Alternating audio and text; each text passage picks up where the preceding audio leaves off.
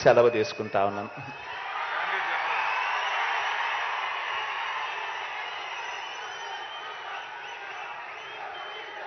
మన రామిరెడ్డి అన్న మీ అందరికీ పరిచయస్తుడే. నేరుడి కన్నా కూడా ఇంకా గొప్ప మెజారిటీతో ఆశీర్వదించమని చెప్పి కోరుతా ఉన్నాను. అటువైపున తెలుగుదేశం పార్టీ అభ్యర్థి చాలా ధనవంతుడు, చాలా డబ్బులున్నాయి. ఓటుకు 2,000 ఇస్తాడు, 3,000 ఇస్తాడు. బహుశా రామిరెడ్డి అన్న అంత ధనవంతుడు కాడు, బహుశా ఆ మాదిరిగా తాను ఇయలేకపోవచ్చు. కానీ ఒకటే ఒకటి గుర్తుపెట్టుకోండి,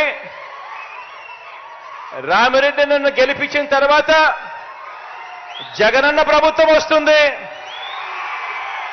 ఆ జగనన్న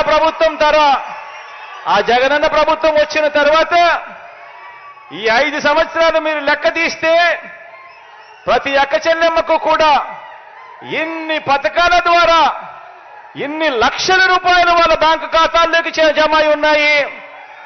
ఇవన్నీ జరిగేది కేవలం ఒక్క జగనన్న ముఖ్యమంత్రిగా ఉంటే మాత్రమే జరుగుతాయి అన్నది మాత్రం మనసులో పెట్టుకోండి.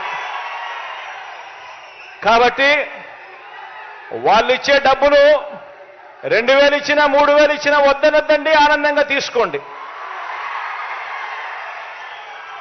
కానీ ఓటు వేసేటప్పుడు బటన్ నొక్కేటప్పుడు మాత్రం ఖచ్చితంగా గుర్తుపెట్టుకోండి, రామిరెడ్డి అన్నకు ఓటు వేస్తేనే జగన్ ముఖ్యమంత్రి అవుతాడు అన్నది మాత్రం గుర్తుపెట్టుకోండి. కాబట్టి జగన్ ముఖ్యమంత్రిగా చేసుకోవాలి అనంటే రామిరెడ్డి అన్న ఎమ్మెల్యేగా ఖచ్చితంగా గెలిపించుకోవాల్సిన అవసరం ఉంది అన్నది మాత్రం గుర్తుపెట్టుకోండి.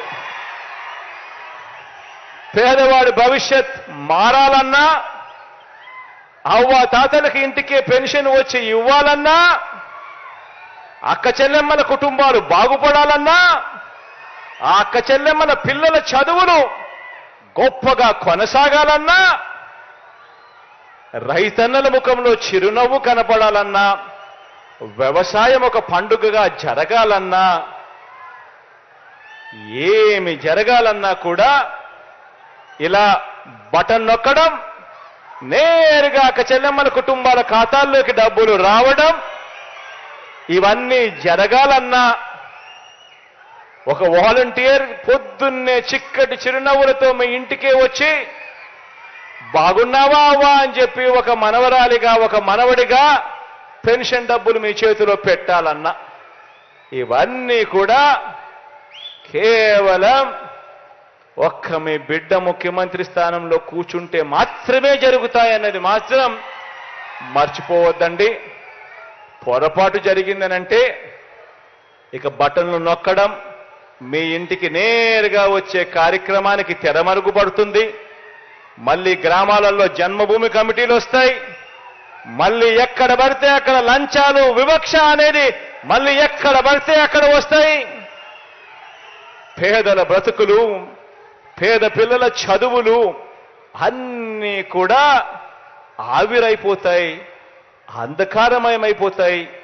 పేదల భవిష్యత్ బాగుపడే పరిస్థితి నుంచి పూర్తిగా అన్యాయమైపోయే పరిస్థితి ఉంటుంది అన్నది మాత్రం ఖచ్చితంగా అందరూ కూడా గుర్తెరగమని చెప్పి సవినయంగా కోరుకుంటూ ఇక బటన్ నొక్కే కార్యక్రమానికి శ్రీకారం చుడతా ఉన్నాను.